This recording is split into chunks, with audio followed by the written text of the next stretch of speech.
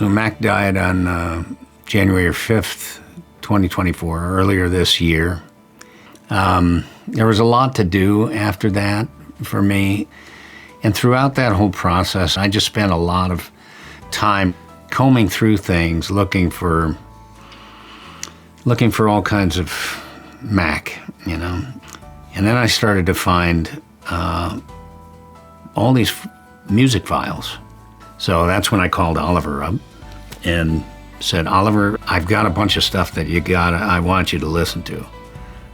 Because I think there's another record here. So a lot of you were here last year when we were doing the first album for Mac Sinise, Gary's son, and we're really excited to carry on Mac, his story, his life, and his legacy, and his songwriting. It's going to be a wide range. The beautiful thing about this album, about part 2, is that it's such a broad scope of genres. There's big band, there's jazz, there's rock and roll, and there's orchestral, and so we had a lot of fun creatively figuring out what exactly do we think Mac was intending with the beginning of this tune. All right, can we just run a little of the track? We all come in on bar 1, but...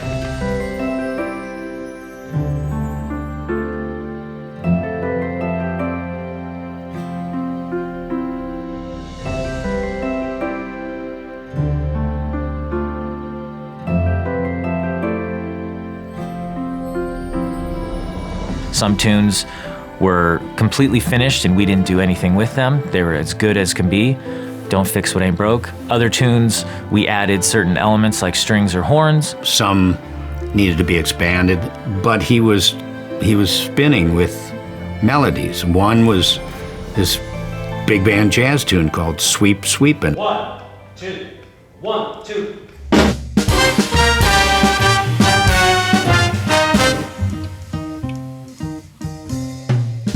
Another one called Quasi Love. What was this?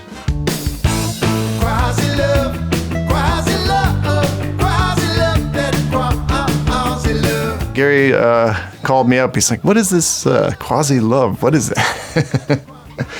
I was like, "Oh yeah, it's this rock tune that Mac and I have been going back and forth on."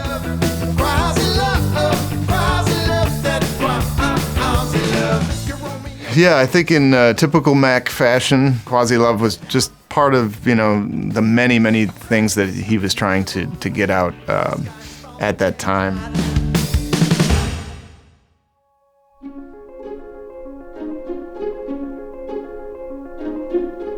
In the business, you look for magic, and we had magic in the room. That's all I can tell you. There was feelings in that room of all kinds that you can imagine, but there were a lot of great feeling in that room. It was a magnificent time.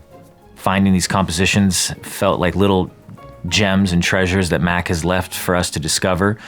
It's a killer record, and it shows so much of Mac's personality. The quirky side, the patriotic side, the rock and roller, the experimental side, the tender side, the gentle side, but through it all is a absolute skill for melody. And I think what's so beautiful is that so much of his world came and became a part of this album. What's up?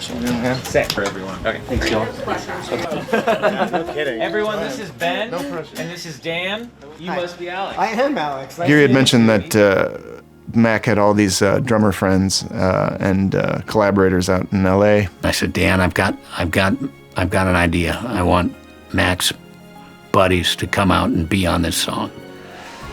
And it turned out to be just the most beautiful thing to have them playing the last song that Mac wrote. They came in with fire and energy and love for Mac that was kind of unparalleled. Session or something. Yeah, it does. Oh my God, come on. I want you all to feel like you have, some voice in all this. But that being said, we're gonna have a lot of cooks in the kitchen.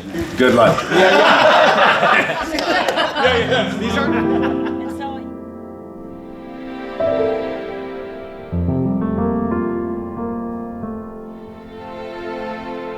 makes perfect sense that he had all these songs tucked away in his mind and his heart.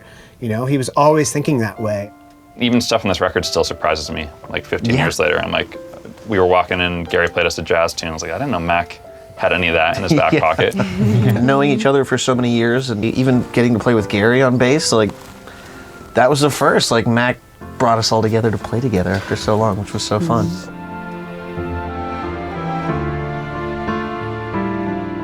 His story, I think, has the potential to inspire so many other people. I mean, he kept his light and his humor and his excitement and like drive and passion for the music all the way through. Each time we've come out to Nashville, it feels like we're here to see him, and it's strange that he's not here. And yet, when we are together, even now, like, he arrives. So I think the overall experience, beyond just it being so much fun to get to play one of Mac's songs, all together, it was just, I think, like, the healing aspect of everything was really, really, really big. Mac is right here, and he's the angel on my shoulder, and with our whole family, he's watching out for all of us. Maybe in some ways, Mac, I don't know, maybe leaving all this music for me to find, you know, was pointing me to a project so that I would have a real focus after he was gone. It's going to make me happy that to share it with people. So we're going to do that.